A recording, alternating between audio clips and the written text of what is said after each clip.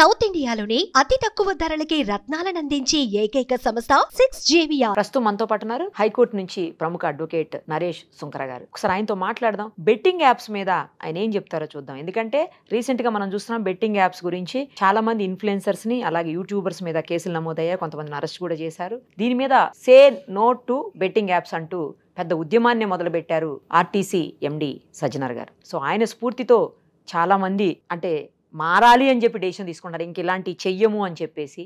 అలాగే పోలీసులు కూడా చాలా స్ట్రిక్ట్గా వ్యవహరిస్తున్నారు.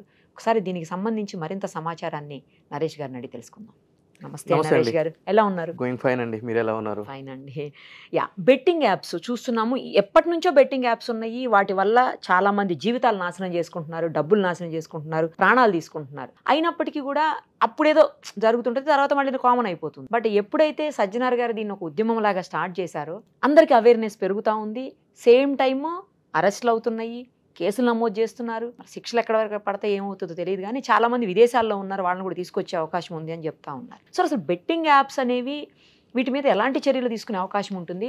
బెట్టింగ్ యాప్స్ ప్రమోట్ చేసిన వాళ్ళ మీద ఎలాంటి చర్యలు తీసుకునే అవకాశం ఉంటుంది? ఫస్ట్ ఆఫ్ ఆల్ సజ్జనర్ గారిని మనము ఈ సందర్భంగా ఒకసారి అంటే ఆయన ఇనిషియేటివ్ తీసుకున్నారు కాబట్టి అప్రిషియేట్ చేయాల్సిన అవసరం ఉంది. కాకపోతే ఏంటంటే కనుక అదర్ ఫ్యాక్ట్స్ దొంగల పడ్డ 6 నెలలకు కుక్కలు మురిగినట్టు దీని ఏదో ఇప్పుడేదో హడావిడి చేస్తున్నారు. ఎందుకంటే కనుక యాజ్ యూ సెడ్, ఇంతకు ముందు మీరు చెప్పారు ఎప్పటి నుంచో కూడా జరుగుతుంది అని చెప్పని. దీనికి సంబంధించి గత సంవత్సరం 2024లో ministry of information and broadcasting authority క్లియర్గా గైడ్లైన్స్ అనేది పెట్టడం జరిగింది. అదేవిధంగా కన్స్యూమర్ ప్రొటెక్షన్ యాక్ట్లో క్లియర్గా పొందుపరిచి ఉంది. అంటే బెట్టింగ్ యాప్స్ కానీ సమాజానికి హాని కలిగించి ఏవైనా కూడా గేమింగ్ కానీ గ్యాంబ్లింగ్ కానీ ఇవన్నీ ఏం చేసినా కూడా హెవీ ఫైన్స్ ఇంపోజ్ చేస్తాము అని చెప్పని. ఇక్కడ నేను ఎందుకు సజ్జనర్ గారి పేరు తీశానంటే అండి, ఆయన ఇప్పుడు పోలీస్ డిపార్ట్మెంట్లో లేరు, అయినప్పటికీ కూడా ఆయన ఇనిషియేటివ్ తీసుకున్నారని మనం అప్రిషియేట్ చేసి తీరాల్సిందే.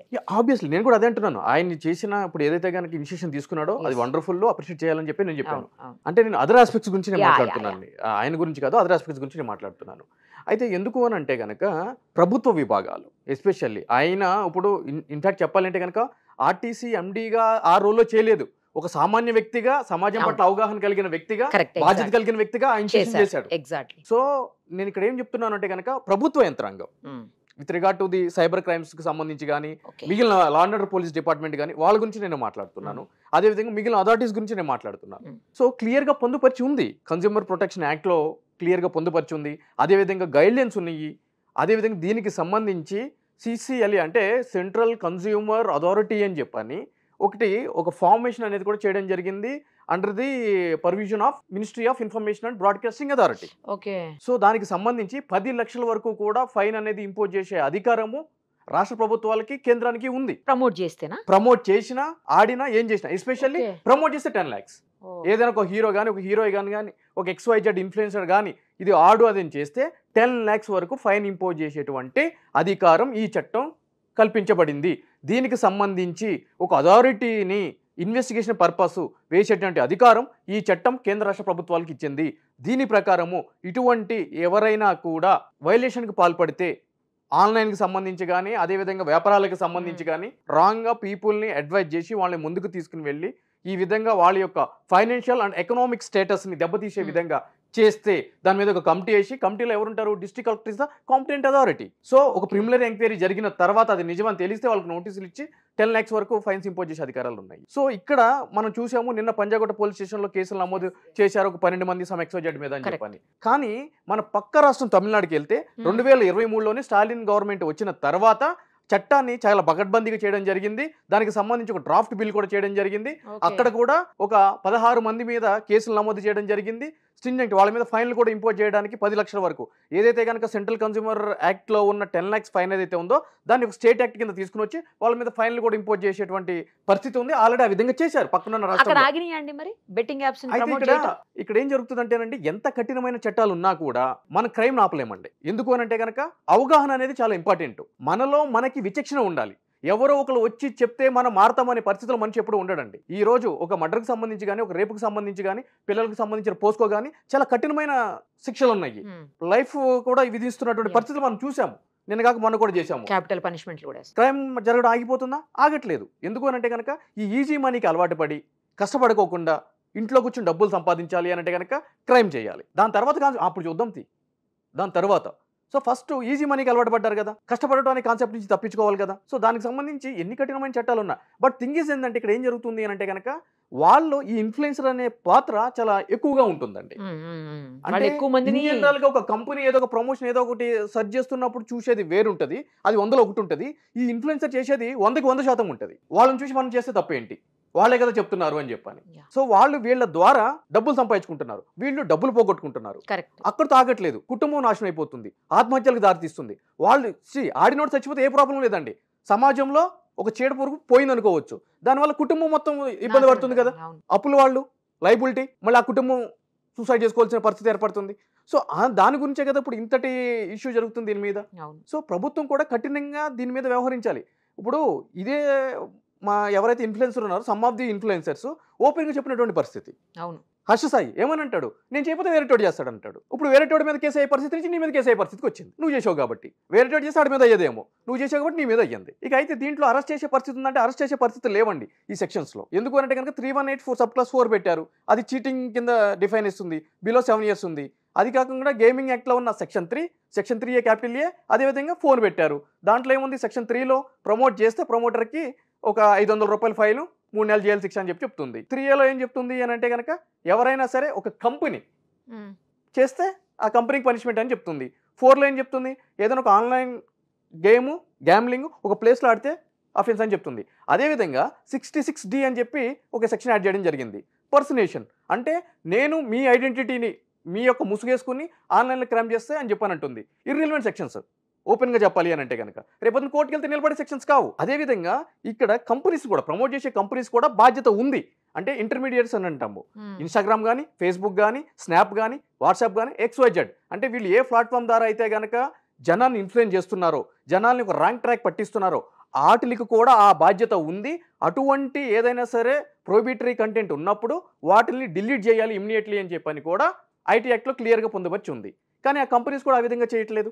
సెక్షన్ 79లో వాళ్ళు ఏమంటారంటే కనుక సబ్సెక్షన్ 1లో మాకు ఇమ్యూనిటీ ఉంది అని అంటారు. కానీ 3లో ఏం చెప్తుంది, ఒక నిర్దేశకమైన గైడ్లైన్స్ ఉన్నప్పుడు మీరు ఆ విధంగా నడుచుకోవాలి అని చెప్పని IT యాక్ట్లో చెప్తుంది. ఒకవేళ ఆ విధంగా నడుచుకోకపోతే వాళ్ళకు కూడా నోటీసులు ఇచ్చి వాళ్ళని బ్యాన్ చేసే విధంగా చేయాలి అని చెప్పి కూడా ఆ యొక్క కన్జ్యూమర్ ప్రొటెక్షన్ యాక్ట్లో చెప్పడం జరిగింది. కానీ ఇక్కడ ఏం జరుగుతుంది, ఈ ప్రమోటర్స్ ఎవరైతే ఉన్నారో, ఇన్ఫ్లుయెన్సర్స్ ఎవరైతే ఉన్నారో వాళ్ళు చేస్తున్నారు. వాళ్ళు దేని ద్వారా చేస్తున్నారు, ఒక ఇన్స్టాగ్రామ్ కావచ్చు, ఫేస్బుక్ కావచ్చు. ఈ రోజు మీరు చూడండి ఒకసారి మన యూట్యూబ్ గురించి తీసుకుందాము. ఏదైనా ఒక మ్యూజిక్ గురించి కానీ, లేదంటే కనుక ఏదైనా ఒక మాట గురించి కానీ మనం పోస్ట్ చేస్తే ఇమ్మీడియట్లీ ఏం చేస్తుంది, కాపీరైట్ పడిపోతుంది, ఒక సాఫ్ట్వేర్ ఆటోమేటిక్గా పడిపోతుంది. మరి ఒక కంటెంట్ అంటే జనాలకి వెళ్ళే మంచి కంటెంట్ విషయంలో నువ్వు అంత జాగ్రత్తగా ఉన్నప్పుడు జనాలు నాశనం అయిపోతున్న వాటిలో నువ్వు ఎందుకు ఉండట్లేదు, ఎందుకు స్ట్రైక్ పడట్లేదు? ఒక బెట్టింగ్ యాప్ అని అనగానే ఎందుకు స్ట్రైక్ అవ్వట్లేదు? ఎందుకు అని అంటే కనుక ప్రభుత్వాలు చట్టాలు పెట్టుకున్నాం, మనము వాటి ఇంప్లిమెంటేషన్ తీసుకుని ముందుకు వెళ్ళట్లేదు కదా. ముందుకు వెళ్ళినప్పుడే కదా వీటిలన్నింటికి ఒక ముగింపు ఉంటుంది. ఈ రోజు మనం చేస్తున్నాము, రేపొద్దున వాళ్ళు జైలుకి వెళ్ళే పరిస్థితి ఉండదు. ఆల్రెడీ తిన్నున్నారు ఈ ఇన్ఫ్లుయెన్సర్స్.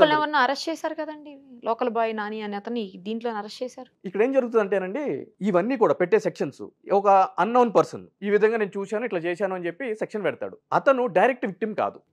ఎవరైతే కంప్లైంట్ పెడతారో డైరెక్ట్ విక్టిమ్స్ కాదు. క్రైమ్ ఇప్పుడు జరిగింది కాదు, జరుగుతూ వచ్చింది. అయితే బిలో 7 years దాంట్లో నోటీస్ ఇవ్వాలి అని చెప్పి అని అనుకున్నప్పుడు, అంటే అరెస్ట్ చేయకుండా ఇక్కడ ఏం జరుగుతుందంటే వీళ్ళందరూ కూడా ఈ సో కాల్డ్ ఇన్ఫ్లుయెన్స్ సెలబ్రిటీస్ గాని ఫీల్ అయ్యే ఎవరైతే కనుక వీళ్ళు ఉంటారో వాళ్ళు ఎంతసేపటికి ఏం చేస్తారంటే కనుక వాళ్ళకి వాళ్ళు సెలబ్రిటీస్గా ఫీల్ అయిపోయి ఇవన్నీ చేసిన తర్వాత కేసులు అయినప్పుడు ఏం చేస్తారంటే కనుక పెద్ద చేపల్ని భయపెట్టాలి అంటే కనుక ఫస్ట్ చిన్న చేపని తీసుకెళ్ళి బయట వేయాలి. ఎందుకంటే పెద్ద చేపను హండ్ చేస్తే కనుక గేలం తగ్గిపోతుంది, అది కొరికేస్తుంది దాన్ని. వీళ్ళందరూ ఒక పవర్ఫుల్ అడ్వకేట్స్ని పెట్టి లా ప్రకారం అట్లా కొట్లాడే పరిస్థితి ఉండదు.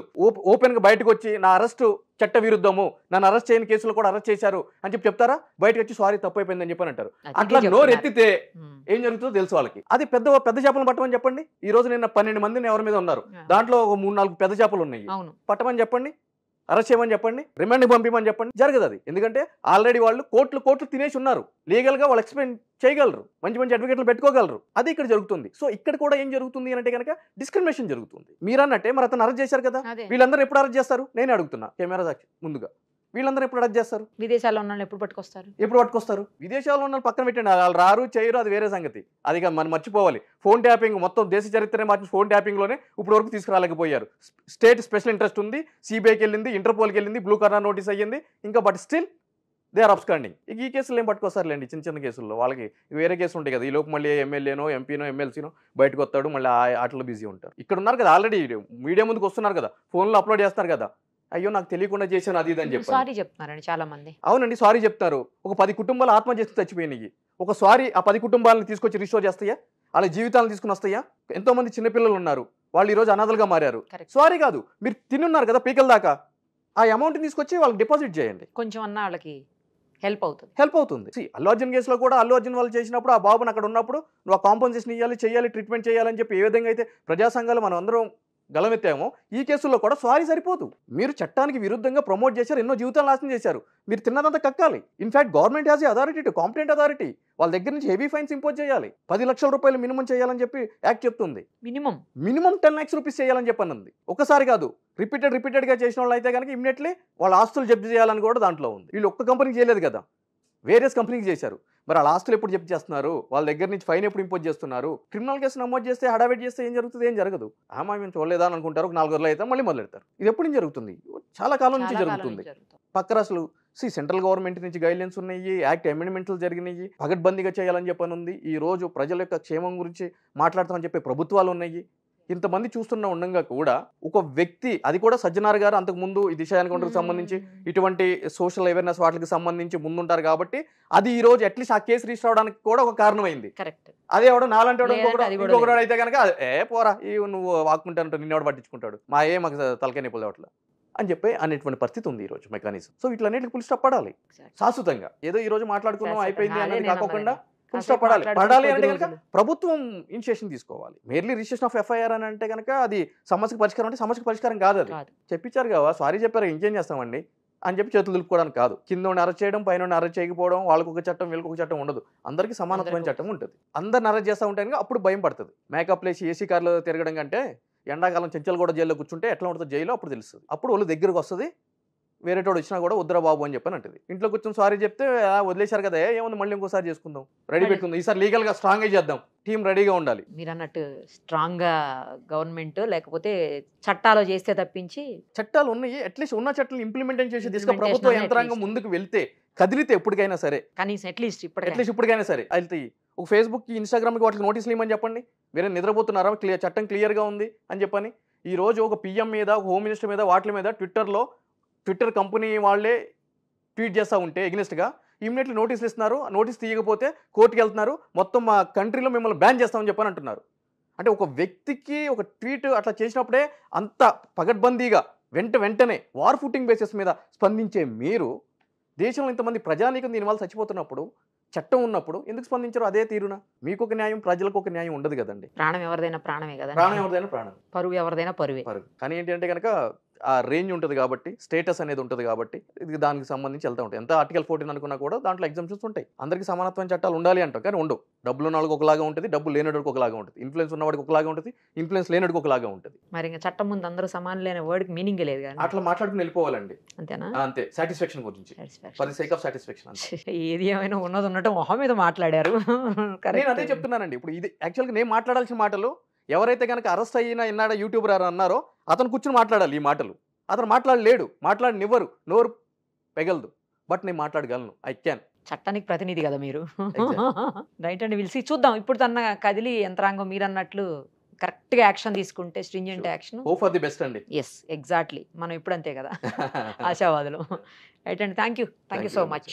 సుమన్ టీవీలో మీ పర్సనల్ అండ్ బిజినెస్ ప్రమోషన్స్ కోసం కింది నెంబర్కి కాంటాక్ట్ చేయండి.